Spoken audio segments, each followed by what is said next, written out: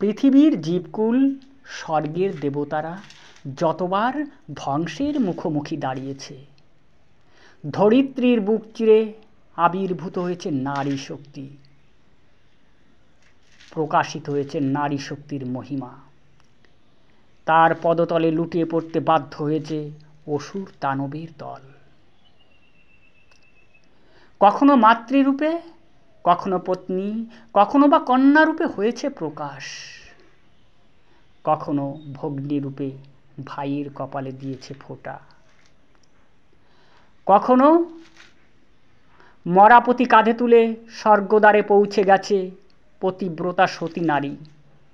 তেমনি আবার তরবারি হাতে রণাঙ্গনে বীর বিক্রমে যুদ্ধ করেছে বীরাঙ্গনা নারী। আজ সভ্য জগতের মনুষ্য সমাজ অসুর দানবে পরিপূর্ণ। তাদের লোলুপ কুদৃষ্টির শিকার অসহায় নারী জাতি। রক্ষকেরাই যেখানে ভক্ষকের ভূমিকায় অবতীর্ণ, সেখানে কিভাবে রক্ষা পাবে অসহায় নারী সমাজ? কে করবে এই অসমাপ্ত প্রশ্নের সমাধান? হে মাতৃরূপী নারী সমাজ, শক্তিরূপী নারী সমাজ, ওঠো, জাগো, তোমরা তো মহাশক্তির আধার। এলোকেশী দিগম্বরী হয়ে তাতাথই তাতাথই নিত্যের ছন্দে মেতে ওঠো রণরঙ্গিনী সাজে। তোমার বিধ্বংসী রণোন্মত্ততায় বিদীর্ণ হোক কুচক্রীর বক্ষ।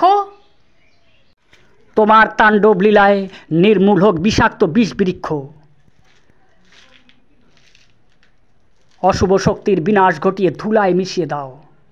তাদের রক্তবন্যায় ভেসে যাক ধরিত্রীর বিষাক্ত ধূলিকণা। নিজেরাই খুঁজে নাও আপন মুক্তিপথ।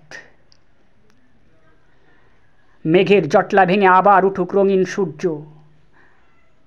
পাখিরা গেয়ে উঠুক স্বাধীনতার সুর। তুমিও ভেসে যাও রক্ত নদীর স্রোতে, যেখানে হৃদয় পদ্মে আসন পেতে রেখেছেন তোমার ভোলানাথ।